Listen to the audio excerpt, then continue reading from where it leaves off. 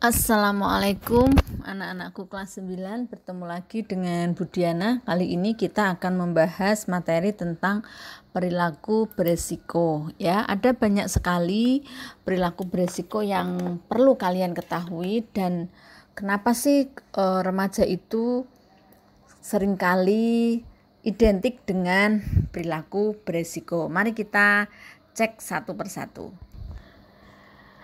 Nah, salah satu macam-macam perilaku beresiko yang perlu ketahui, yang pertama adalah menyakiti diri sendiri, ya. Jadi menyakiti diri sendiri ini bentuknya macam-macam. Jadi jangan sampai kalian menemukan teman-teman di sekitar kalian itu yang punya kemungkinan untuk menyakiti diri sendiri. Karena apa? Ini adalah hal yang serius dan perlu sekali untuk segera ditangani apabila kalian menemui teman-teman yang suka menyakiti diri sendiri, karena ini berbahaya. Resikonya tidak hanya jangka waktu sekarang, tapi juga jangka waktu di masa yang akan datang. Karena apa? Jika tidak ditangani serius oleh profesional, nantinya dia juga akan beresiko selain menyakiti diri sendiri, juga menyakiti orang-orang yang ada di sekitarnya.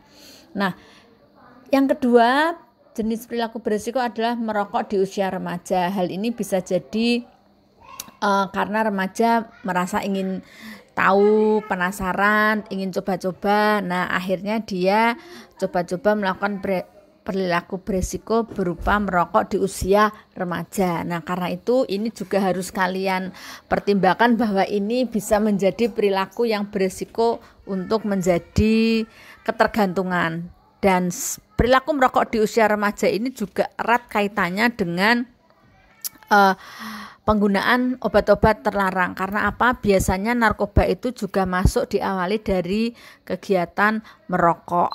Nah, padahal kalian ketahui merokok dan narkoba itu resiko terbesarnya adalah kecanduan. Saat sudah kecanduan, kita susah sekali untuk berhenti. Nah, apalagi untuk penggunaan narkoba ini juga terkait dengan alkohol. Itu tidak hanya merusak secara fisik, tapi juga bisa merusak aspek rasional atau pikiran kalian, dan emosional atau emosi kalian yang memakainya.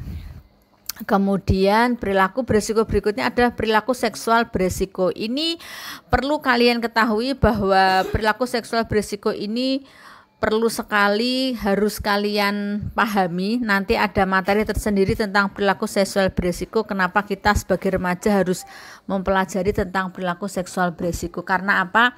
Jika kalian tidak mengetahui informasinya, ini akan beresiko berpotensi menghasilkan suatu penyakit menular atau kehamilan yang tidak diinginkan atau gangguan psikologis lainnya, ya, seperti itu. Kemudian yang berikutnya adalah perilaku antisosial. Nah, ini juga patut kita waspadai karena kita selama ini hidup di era teknologi. Kita belajar daring, melakukan sesuatu lewat online. Jangan sampai kita kemudian menarik diri, kita lupa bahwa kita ini adalah makhluk sosial yang selalu berinteraksi dengan orang lain. Akhirnya karena kita terlalu asik berhubungan dengan gadget, kita sampai lupa untuk berinteraksi dengan orang lain. Kita lupa bagaimana merespon orang-orang di sekitar kita, ya.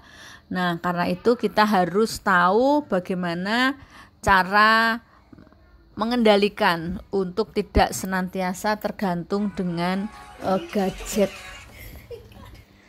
Nah, sekali lagi, sebenarnya remaja itu siapapun rentan terhadap perilaku beresiko. Tinggal bagaimana kita memilih dan memutuskan setiap perilaku yang akan kita lakukan, karena kita mempunyai pilihan dan kita bisa berpikir kira-kira resiko dari setiap perilaku yang akan kita ambil itu apa, membahayakan atau tidak untuk diri kita. Karena itu sebelum kita mengambil sebuah keputusan terhadap setiap perilaku, ada baiknya kita mendiskusikan dengan orang dewasa yang ada di sekitar kita. Boleh orang tua, kakak, saudara, atau guru supaya bisa membantu kalian dalam memutuskan setiap perilaku yang akan dilakukan.